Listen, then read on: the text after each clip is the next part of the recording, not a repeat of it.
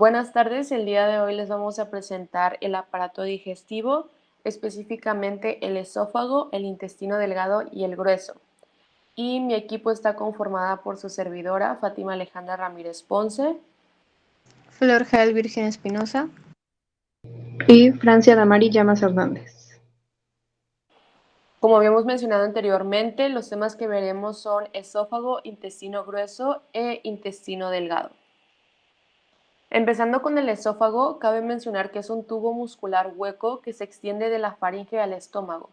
Es la parte más angosta del tubo digestivo y está posterior a la tráquea a lo largo de la cara anterior de la columna. Y el esófago cuenta con 3 estrechamientos que más adelante vamos a hablar de ellos. Y también cabe mencionar que mide de 23 a 25 centímetros de largo. También es de gran importancia conocer qué son las ondas peristálticas, que básicamente es el movimiento del esófago que empuja el bolo alimenticio hacia el estómago como parte del proceso de la deglución. Aquí podemos observar cómo los músculos circulares están relajados y acá se contraen para poder empujar el bolo alimenticio. A continuación vamos a ver un video.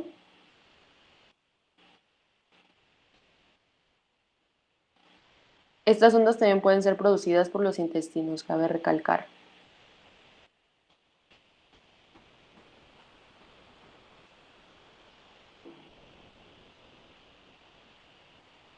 Histológicamente hablando del esófago, vamos a hablar de 4 capas. La primera, que es la más interna, que es la capa mucosa, que consiste del epitelio, que es escamoso estratificado.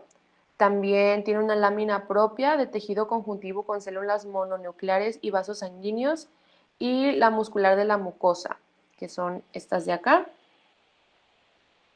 También tenemos la capa submucosa, que cuenta con muchas fibras elásticas, lo que permite una distensión considerable durante el paso del bolo alimenticio, y se pueden encontrar pequeñas glándulas seromucosas, que es esta capa de aquí. Y también tenemos las capas musculares, que se encuentra la interna circular y la externa longitudinal. Y ya por último tenemos la capa serosa o adventicia, que es conformada por tejido conectivo laxo. Como íbamos a decir, hay 3 estrechamientos. El primero es el cricoideo, que corresponde al músculo cricofaringeo, y este tiene un diámetro de 12 a 15 milímetros. También tenemos el estrechamiento torácico o broncoaórtico, que corresponde al bronquio principal izquierdo y al callado aórtico, que aquí podemos observar. Y este tiene un diámetro de 15 a 17 milímetros de diámetro. Y también ya el tercer estrechamiento es el frénico o el diafragmático, que es este de aquí, que es cuando atraviesa el diafragma, y aquí también se encuentra el mecanismo de esfínter gastroencefálico. Y este mide de 15 a 20 milímetros de diámetro. También hay que mencionar las porciones del esófago, que hay 3, la cervical, la torácica y la abdominal. Y pues la cervical es de 6-7 a T2. En esta porción se encuentra el esfínter esofágico superior. Y pues en la torácica es de T2 al diafragma, que es toda esta parte de aquí. Y consiste en la entrada al tórax. El esófago siempre se encuentra en retrorraquial. Esto quiere decir de que no está en línea recta y pasa entre las 2 cúpulas pleurales que estarían aquí. Y ya por último la abdominal, que se encuentra cuando se atraviesa el hiato diafragmático, y esta es la última porción del esófago, que se encuentra justo por debajo del diafragma antes de conectarse al estómago, toda esta parte de aquí. Y en esta misma porción se encuentra nuevamente el esfínter esofágico inferior. Hablando de esfínteres, el superior se abre como respuesta a la deglución, como podemos aquí ver el alimento, y el esfínter se va a abrir para dejar que pase. Y el esfínter esofágico inferior, su función es que el reflujo no se regrese, y se supone que siempre tiene que estar cerrado, perdón. De relaciones anatómicas, en la porción cervical, en su cara anterior tenemos a la tráquea, la que arrebasa ligeramente a la izquierda desde C7. En su cara posterior tenemos la columna vertebral. En el lateral derecho tenemos el nervio laringeo recurrente derecho, la vena tiroidea inferior y parte de la arteria carótida común derecha. Y de la cara lateral izquierda tenemos la arteria carótida común izquierda, que está más próxima al borde esofágico. De la porción torácica, en su cara anterior tenemos como relación anatómica la tráquea, la cara posterior del pericardio y de la aurícula izquierda. De la cara posterior tenemos la columna vertebral y parte del conducto torácico y la aorta descendente torácica. En su cara lateral derecha tenemos la vena acigos y en su cara lateral izquierda tenemos la aorta descendente torácica. Y en la porción abdominal se encuentra principalmente relacionada en todas sus caras con el peritoneo. Inervación del esófago. Esta es por dos sistemas, el simpático y el parasimpático. El sistema simpático adopta las vías de los nervios vasculares y llega al esófago con las arterias, que es el plexo esofágico, que aquí lo podemos ver. Y el sistema parasimpático llega al esófago por medio del nervio laringeo y recurrente, izquierdo de rama del nervio vago. Aquí tenemos el nervio vago, aquí baja el nervio laringeo recurrente. Y ya por último, para concluir con el esófago, vamos a hablar sobre su irrigación generalmente, que es de la arteria esofágica superiores que provienen de la arteria tiroideas inferiores. También tenemos las arterias esofágicas medias que provienen directamente de la arteria aorta. Encontramos también la arteria braquial y las arterias intercostales. Y por último, también están las arterias esofágicas inferiores que provienen de la gástrica posterior y las frénicas inferiores. Ahora hablaremos sobre intestino grueso. Primero vamos a ver sus generalidades. El intestino grueso se extiende desde el orificio ilial hasta el ano. El orificio ilial lo podemos encontrar en la imagen que está señalada ahí, como en un círculo en color rojo. Está recubierto por el peritoneo y en el adulto mide entre 1,60 m a 1,80 m y se diferencia del intestino grueso. El intestino grueso se diferencia del intestino delgado por el diámetro que éste presenta, que es mayor. Después vamos a tener la configuración externa de este intestino grueso, el cual tenemos las tenias libres, que son configuraciones o concentraciones de fibras musculares. Las tenias libres las encontramos en la parte anterior, las tenias omentales y mesocólica la encontramos en la parte posterior. Cabe destacar aquí que ambas tenias en la parte superior, en la parte del intestino transverso, van a cambiar de orientación debido a la porción rotativa que presenta este intestino transverso. Después continuamos con su configuración externa. Ahora vamos a ver las divisiones. Comienza en el intestino ciego, después tenemos el colon ascendente, la flexura cólica derecha, el colon transverso, una flexura cólica izquierda, el colon descendente, el sigmoideo y el recto ya para que salga la materia fecal. Continuamos y para su estudio vamos a dividir el intestino grueso en derecho e izquierdo. La parte derecha se encarga de la reabsorción del agua, se encuentra distendida por gas y se produce gran parte de la reabsorción del agua, como comenté. Y en el izquierdo lo que vamos a encontrar va a ser la evacuación del bolo fecal y este es más pastoso y más homogéneo a este nivel. Aquí un dato curioso es que el tránsito de la materia fecal desde el ciego hasta el sigmoideo dura de entre 6 a 8 horas. Después tenemos, esto es como una visión general de los fascias más importantes o lo que le da sostén al intestino grueso.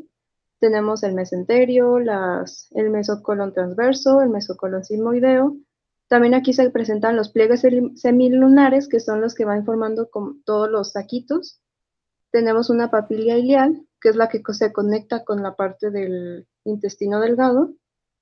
Y presenta también las apéndices omentales, que parecen una serie de fibrillas que están en la parte medial del intestino grueso. Y después ahora vamos a ver los descripciones de acuerdo a las regiones que pertenecen del intestino grueso. Primero tenemos el intestino ciego. Este está ubicado por debajo del orificio ileal, se continúa con el colon ascendente y el ilion se implanta en este a través de su cara medial. Está irrigado por la arteria cecal y recurrente del fondo del ciego y vascularizada por medio de la vena ileocólica. Ahora la apéndice, que esta es la que prolonga al intestino ciego, es tubular y flexosa, mide 9 centímetros y debajo de esta, 2 o 3 centímetros debajo del, 2 o 3 centímetros superior a esta, encontramos el orificio ileal. Tiene una forma redondeada el apéndice y aquí cabe destacar que este orificio ileal te presenta una válvula iliocecal, la cual impide el reflujo de la materia fecal, ayudándonos a que evacúe de forma correcta.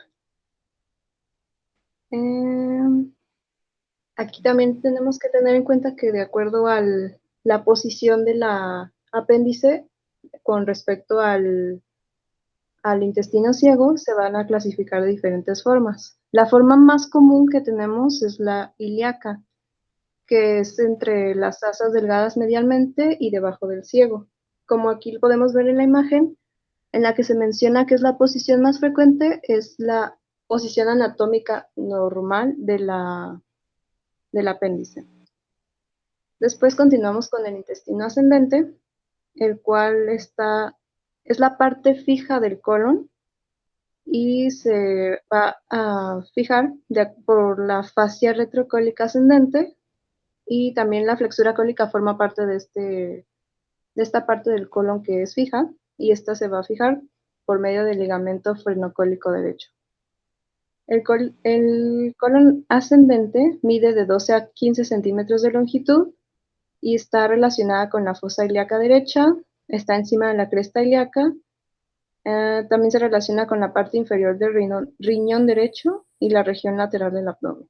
Está irrigada por las arterias ileales, la mesentérica inferior, la cólica media, y también presentan arcos marginales del colon transverso.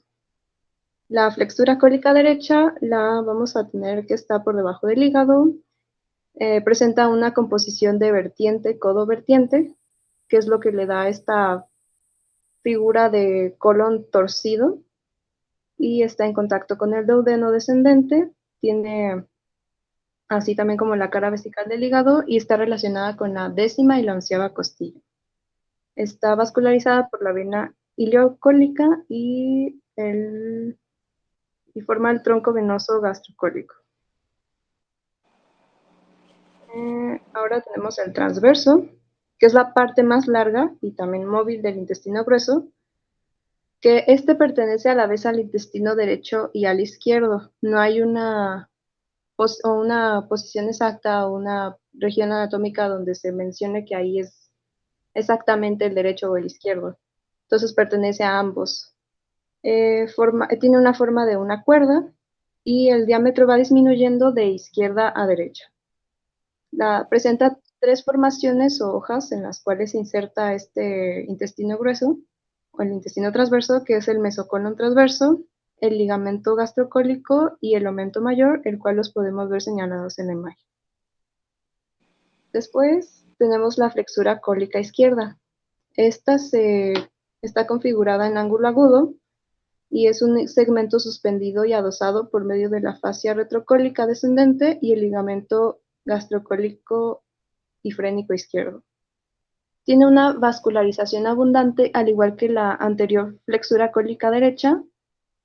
Ambas presentan tanto la flexura cólica izquierda de la derecha y el sigmoide y el ciego presentan una vascularización abundante. Tiene una extremidad inferior, están relacionados con la extremidad inferior del vaso, el riñón y la glándula suprarrenal. En esta parte del intestino, el bolo fecal está constituido, ya tiene forma, es más pastoso y tiene poco gas. Está irrigado por la arteria mesentérica inferior, vascularizado por la mesentérica inferior igualmente. Después tenemos el colon descendente, el cual se extiende desde la flexura cólica izquierda hasta el sigmoideo. Presenta ya sus 3 tenias reacomodadas después de pasar por el intestino transverso. También presenta numerosas apéndices omentales y está situado en la fosa lumbar e ilíaca izquierda, por encima del estrecho superior de la pelvis. Está irrigada por la arteria cólica izquierda, la arteria cólica media y las sigmoideas, vascularizada por la mesentérica inferior. Después tenemos el colon sigmoideo, el cual está interpuesto entre el colon descendente y el recto, ubicado en la fosa ilíaca izquierda y abarca hasta la cara anterior de L3, en la parte anterior de la articulación sacroiliaca, y esta es la parte que constituye el reservorio, que es lo que quiere decir, ahí se va a almacenar la materia fecal hasta su evacuación. Ya no presenta apéndices omentales, presenta apéndices omentales numerosos y voluminosos, y está separado de la pared abdominal. Está irrigado por la arteria sigmoidea superior, media e inferior, el cual se anastomosa en un arco marginal y vascularizado por la mesentérica inferior. Continuamos con el recto, el cual es la parte ya terminal del sistema digestivo. Se continúa después con el canal anal y está situado en la tercera vértebra sacra hasta la altura de la flexura perineal.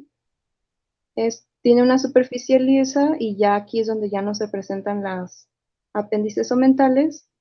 La porción que es más dilatada en esta porción del intestino es la ampolla rectal. En la imagen siguiente se va a ver más específico dónde está ubicada. Y el perineo tapiza solo una pequeña parte del recto. En esta imagen, como comenté, podemos observar la ampolla rectal, que está casi en la parte terminal antes de llegar al canal anal, en el cual tiene varias terminaciones nerviosas, y aquí es donde se anastomosan algunas de las venas y arterias, constituyéndolo también con numerosa vascularización. Después tenemos el canal anal. Esta ya es la porción terminal, que recordemos que continúa al recto, mide entre 3 y 4 centímetros y posee una musculatura estriada y las paredes son muy estrechas. Entre el recto y el ano tenemos una flexura perineal y este canal anal está cubierto por piel. Está irrigada por la arteria rectal media y la arteria rectal inferior, que después, como comenté hace un momento, descienden por la ampolla rectal y se anastomosan entre sí. La vascularización es por medio de la vena rectal superior, media e inferior. Aquí en esta parte ya es antes de llegar hacia el canal anal, en la cual podemos observar varias estructuras anatómicas, como son los senos anales, que poseen entre 8 y 14, las columnas anales también, que después se continúan con una línea pectínea, y ya después para continuar con el canal anal, en el cual está constituido por fibras tanto circulares como longitudinales, y ya se van a constituir también aparte tanto el esfínter interno como el esfínter externo. Después tenemos las capas o la situación histológica del intestino grueso, el cual se divide en 3, que es la mucosa, la submucosa, la que sí es en sí el tejido muscular y ya el peritoneo. En la mucosa encontramos el epitelio, el tejido conectivo y la capa muscular delgada, después la submucosa, y en las capas musculares podemos encontrar tanto longitudinales como circulares, y ya las capas subserosas y serosas que corresponden al peritoneo. Después tenemos la irrigación, que esta es principalmente por la arteria mesentérica superior y la mesentérica inferior, que después se forman varias ramificaciones como la arteria cólica media, la arteria iliocólica, la arteria ilial, etc. La inervación posee 2 sistemas nerviosos para realizar su función. El primero se va a dar a partir de los conductos linfáticos parietales, los cuales los vamos a dividir en dos, el intrínseco y el extrínseco. Se realiza por medio de dos estaciones nodulares, que es la proximal y las mesentéricas. El intrínseco está por medio del plexo entérico, el cual lo dividimos en plexo submucoso, es la parte sensitiva, y el plexo mesentérico, que es la parte motora, y el plexo después el subseroso. El plexo mucoso lo encontramos en la mucosa, el mesentérico lo encontramos entre las dos capas musculares y el plexo subseroso entre la serosa y la subserosa. El extrínseco está conformado por fibras parasimpáticas y simpáticas.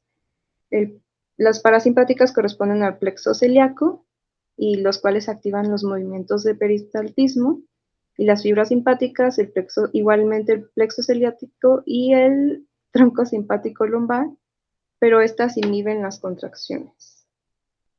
Por último, el drenaje linfático se realiza a partir de los conductos linfáticos parietales y son dos nódulos, el proximal, que corresponde a las apendiculares, o como aquí lo tenemos, los epicólicos y paracólicos, y los mesentéricos, que son los ileocólicos o los cólicos, y es como una cadenita, inician y se van pasando hasta ya hasta que alcanzan a la corriente mesentérica y ya después al grupo central superior para poderse drenar a través de las venas.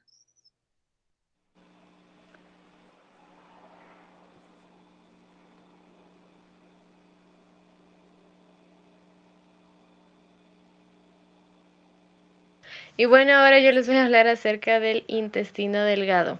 ¿Qué es el intestino delgado? El intestino delgado es una porción del tubo digestivo comprendida entre la válvula pilórica, que ésta se encuentra entre el estómago y el intestino delgado y mantiene los alimentos en el estómago hasta que están listos para su próxima etapa en el proceso digestivo, y la válvula ileocecal, que se encarga de pasar el material al intestino grueso por el ciego.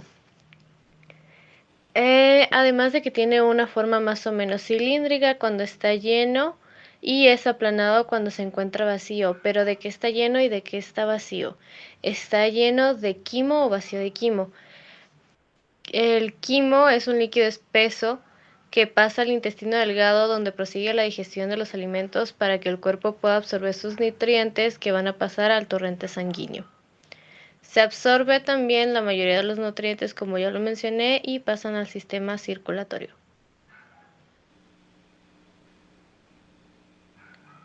En las generalidades tenemos el adosamiento casi completo al peritoneo, que más adelante mencionaré qué es. Las conexiones con el páncreas, más que nada con la cara anterior, está situado en los dos pisos del abdomen. Además de que es posterior a los vasos mesentéricos superiores, sus medidas van de 25 a 30 milímetros de diámetro en su origen y de 15 a 20 milímetros en su terminación, y su longitud varía de 5.5 a 9. Se divide en dos porciones, una porción inmóvil y una porción móvil. La porción inmóvil o fija le corresponde al duodeno.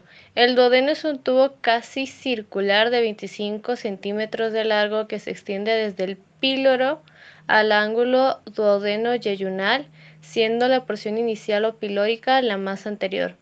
Su comienzo está ampliamente peritonizado. El móvil, que es el yeyuno y el ilion, se divide en dos. El ilion es el segmento más largo del intestino delgado, compone de 3.5 centímetros de largo y son los 3/5 inferiores del intestino. Y el yeyuno es la porción media del intestino, va de 2.5 centímetros de largo por 4 centímetros de diámetro y abarca los 2/5 superiores. ¿Qué es el peritoneo? El peritoneo es la membrana serosa que tapiza las cavidades abdominal y pelviana y se divide en dos: en capa externa o peritoneo parietal, relacionado a las paredes, o capa interna, que es peritoneo visceral, como lo dice, relacionado a las vísceras. En el caso del duodeno, tenemos que por adelante está cruzado por el mesocolon transverso y por atrás desaparece el peritoneo, a excepción del bulbo duodenal. El duodeno está dividido en 4 porciones, en una flexura y en 2 papilas. La porción superior, descendente, horizontal, ascendente, y la flexura o ángulo duodeno-yeyunal, además de las papilas, la papila mayor, que es la ámpola de Vater, que es donde desemboca el conducto biliar, y la papila duodenal menor, que es donde desemboca el conducto pancreático accesorio. En la porción superior vamos a tener que está situada en el flanco derecho de la primera vértebra lumbar. Su origen se presenta en la ampolla o bulbo duodenal. Está peritonizado en sus 2 caras. En su cara posterior está adherida por una fascia de coalescencia. Ambas caras constituyen la porción duodenal del epiplón menor y la prolongación derecha del ligamento gastrocólico. Y la porción descendente, que está ubicada a la derecha de la columna lumbar, junto a la porción superior forma las flexuras superiores del duodeno. En su cara posterior está adosada la fascia retroduodenopancreática.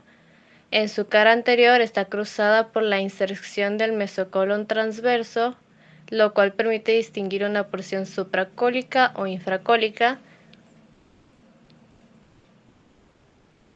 En la porción horizontal y ascendente vamos a tener que se encuentra en el piso infracólico entre la raíz del mesocolon transverso y el mesenterio. En caso de la porción horizontal, esta pasa por delante de la columna vertebral a la altura de L3 y L4, y la porción ascendente se extiende desde el flanco izquierdo a la segunda vértebra lumbar. En cuestión del peritoneo, representa la hoja izquierda al mesocolon ascendente primitivo adosado al peritoneo duodeno pancreático anterior. A partir de estas porciones pueden surgir lo que son los recesos duodenales, que se forman cuando se produce un adosamiento incompleto o anormal de la pared posterior a la porción ascendente del duodeno al peritoneo parietal.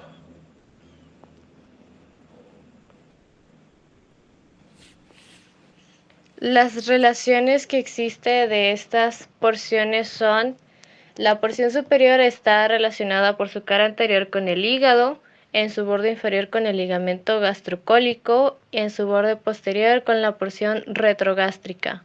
En su porción descendente se relaciona de manera supracólica o infracólica. Su cara posterior se relaciona con el adosamiento perineal, además de que tiene 2 bordes, uno lateral y el medial, que se relaciona nuevamente con el páncreas.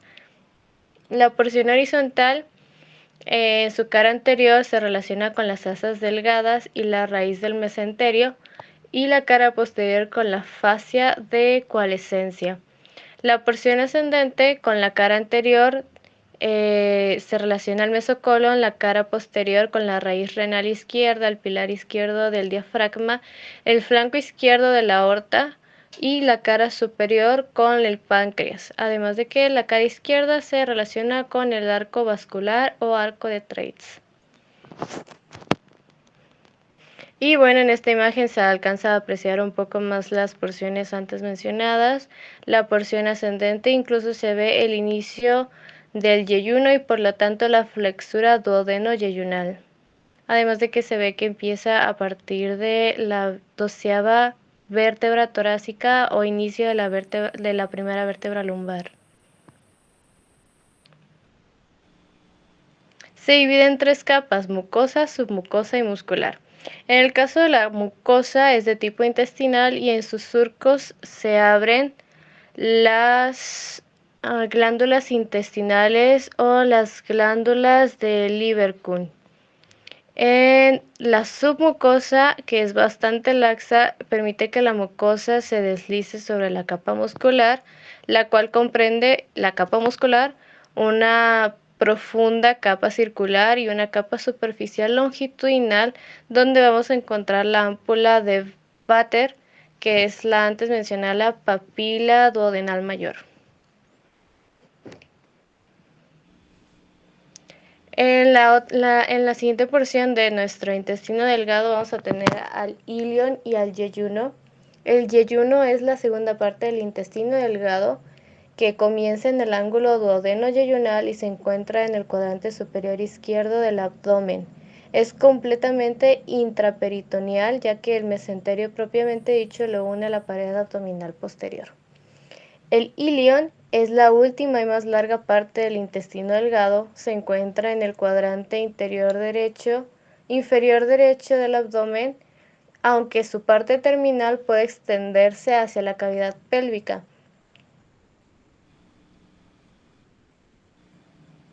También comprende de 3 capas, las cuales ya son muy comunes y mencionadas del aparato digestivo: la túnica mucosa, muscular y serosa. En la túnica mucosa su forma está marcada por las válvulas coniventes de Kettering, además de que tiene un aspecto aterciopelado debido a sus vellosidades intestinales en donde se abren las glándulas intestinales. La túnica muscular está formada por una capa circular profunda y longitudinal, además de que es responsable de los movimientos peristálticos del intestino, y la túnica serosa es cuando el mesenterio se prolonga sobre las paredes intestinales y se forma una capa de peritoneo visceral que cubre la superficie. Las disposiciones de las asas delgadas. Primero, ¿qué son las asas delgadas? Son múltiples ondulaciones en forma de U que constituyen ramas más o menos paralelas y que están en contacto una con la otra.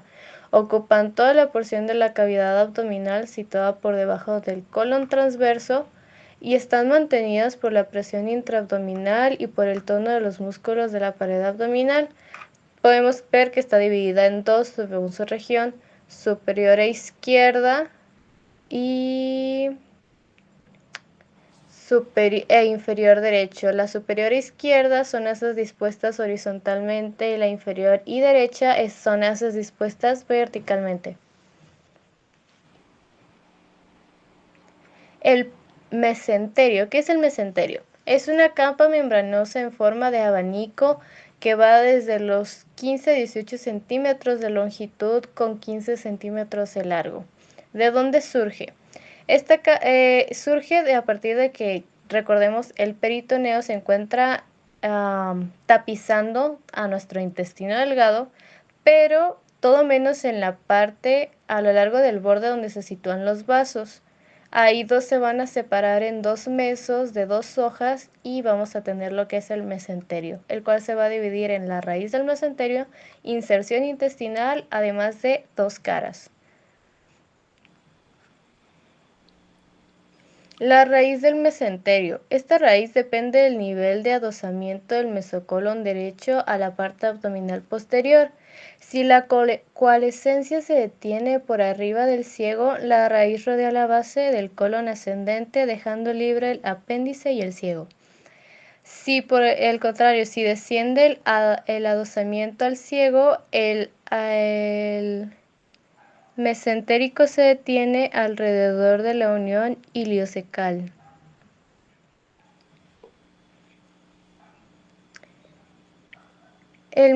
Como tal, la raíz del mesenterio marca el punto donde el intestino delgado se desprende de la pared posterior del abdomen, ubicándose del lado izquierdo.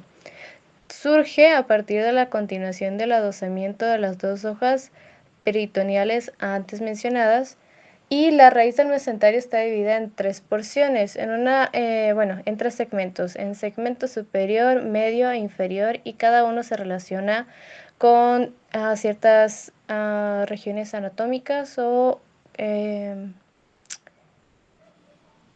puntos anatómicos.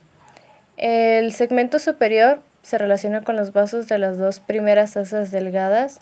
el segmento medio con la arteria y vena mesentérica superior y los vasos linfáticos, y el segmento inferior hace un cruce de la vena cava inferior en su origen junto con el uréter derecho, vasos ováricos o testiculares y el músculo iliopsoas. Y en esta imagen se ve todo el recorrido que hace el mesenterio y que empieza a partir de la primera vértebra lumbar. La inserción intestinal es en el borde visceral del mesenterio, puesto que sigue todas las sinuosidades o curvas de los 7 metros de estas porciones del intestino delgado.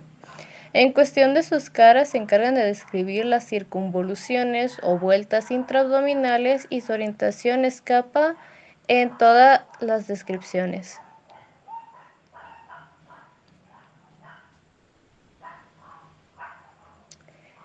El ilion y el yeyuno son a la vez órganos secretores, absorbentes y motores. En cuestión de la secreción intestinal, se encuentran asegurados por las glándulas propias del intestino, que producen jugo intestinal, el cual se añade a la secreción duodenal, biliar y pancreática. En cuestión de la absorción intestinal, los productos de la digestión van a atravesar la pared intestinal para penetrar en la circulación venosa y en la circulación linfática. Y en la motricidad intestinal, la musculatura lisa produce los movimientos peristálticos que amasan el quimo y lo hacen progresar. Y bueno, para concluir, la vascularización va de la arteria mesentérica superior, que se origina de la cara anterior de la aorta abdominal a 2 centímetros por debajo del tronco celíaco, también de la arteria hepática, a veces generada de la antes mencionada arteria mesentérica superior. Sus ramas colaterales se distinguen en arterias yeyunales e iliales y las arterias cólicas, además de las ramas terminales de las iliales, que son la penúltima y la última arteria ilial. En cuestión de las venas, vamos a encontrar las venas iliales, las cuales se dividen en un grupo inferior derecho que corresponde a las terminaciones de la arteria mesentérica superior, y el superior e izquierdo que drena las asas iliales. Las venas yeyunales también dispuestas y de la misma manera que están dispuestas las arterias yeyunales, las venas cólicas y la vena mesentérica superior. En cuestión de la inervación, vamos a tener nervios mixtos con fibras simpáticas y parasimpáticas. Vamos a encontrar al plexo nervioso submucoso o de Meissner, que solamente va a tener información parasimpática que va a venir del nervio vago o par craneal número 10, y el plexo nervioso mientérico o de Auerbach, que está ubicado en la muscular externa de nuestro intestino delgado y contiene fibras tanto nerviosas simpáticas como parasimpáticas.